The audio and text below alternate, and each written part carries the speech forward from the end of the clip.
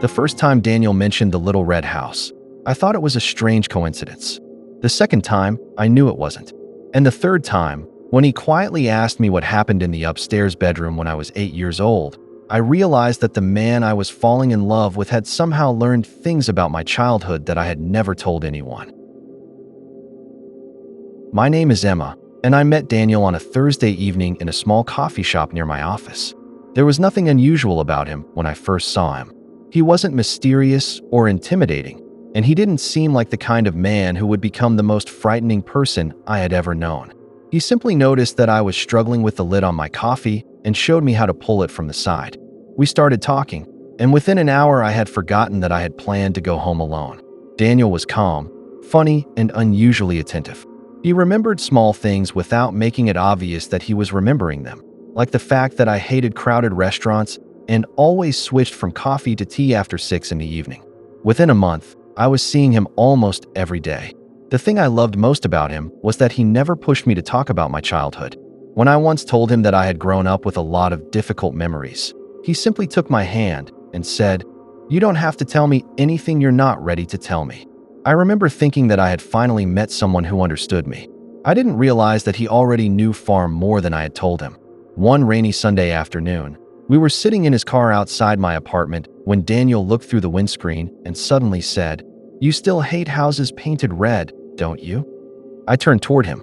I tried to laugh, but something inside me had already gone cold. "Why would you think that?" He smiled and shrugged. "I don't know. You just seem like someone who would." He said it so casually that I almost ignored it. But there had been a red house when I was 8 years old. A small house where my mother and I had lived for less than a year, in a town I hadn't visited since childhood. I had never told Daniel about it. In fact, I hadn't spoken about that house in years. A few days later, he gave me a small silver music box.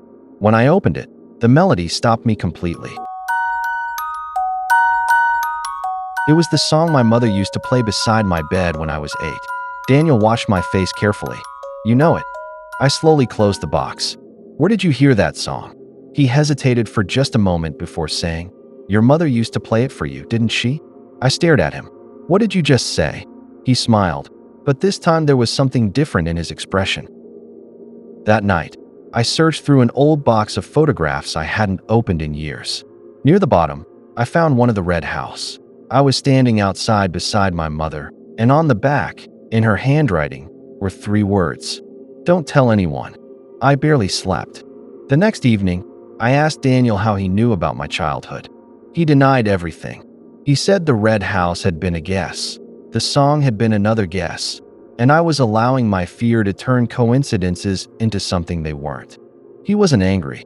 That was what frightened me most. He was gentle.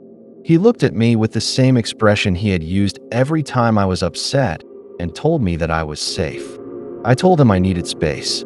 He kissed my forehead and said he understood. Then he left. 3 days passed without a message from him. I began wondering whether I had imagined the whole thing. Then, late one night, I received a photograph from an unknown number. It was the same photograph I had found in my childhood box. The red house. My mother. Me. Underneath, it was one sentence. Ask Daniel why he already knew about the upstairs bedroom. I called him immediately. He didn't answer. The next morning, I went to his apartment. The door was unlocked. Daniel wasn't there. Everything looked normal until I opened the door to the spare bedroom. There were folders stacked inside a cupboard, along with old photographs and several notebooks. I knew I shouldn't touch any of it. Then I saw my name. I opened the notebook. The first pages contained ordinary information about me, including things I had told Daniel during our relationship. Then I reached pages that contained things I had never told him. My first school, my teacher's name, the book I used to sleep with beside my pillow, the fact that I used to leave the hallway light on because I was afraid of the dark. Then I found one sentence that made my hands begin to shake. Emma remembers the man at the bottom of the stairs. I sat down. I had spent 20 years believing that memory was a dream. But suddenly, I remembered the night my mother disappeared.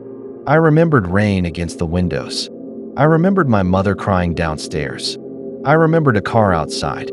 And I remembered a man standing at the bottom of the staircase while I watched him through the gap in my bedroom door. I had never told anyone about that man. Not my father. Not a therapist. Not Daniel. Nobody. Then I found a photograph. My mother was standing beside a man I didn't recognize. On the back was a date. The same night she disappeared. And beneath the date was a name. Daniel's father. The police eventually found Daniel and searched his apartment. He didn't deny knowing about my childhood, but what he told them was almost worse. He hadn't met me by accident. Years earlier, Daniel had discovered that his father had been involved with my mother. She had discovered something about him that could have destroyed his life, and shortly afterward, she disappeared. Daniel had spent years trying to find out what happened to her. He had found me because he believed I might remember something important. At first, he approached me because of the investigation. Then he fell in love with me. At least, that was what he claimed. But there was something Daniel hadn't known. The photographs in his apartment hadn't come from his father.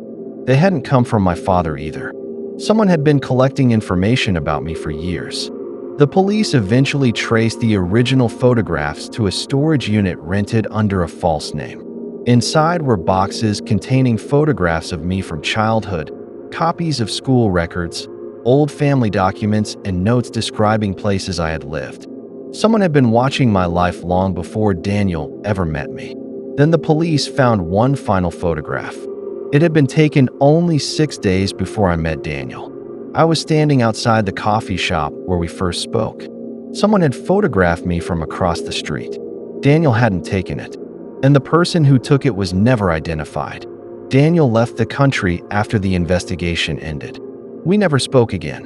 For a long time, I believe the frightening part of my story was that Daniel had known things about me before I told him.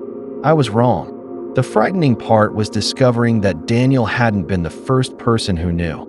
He had only been the first person who came close enough to tell me. And sometimes, when I pass a red-painted house, I still wonder whether the person watching me all those years ago ever stopped. Because there is one thing the police never explained. The photograph of me outside that coffee shop was taken 6 days before Daniel and I met. But Daniel had already been standing across the street, watching me.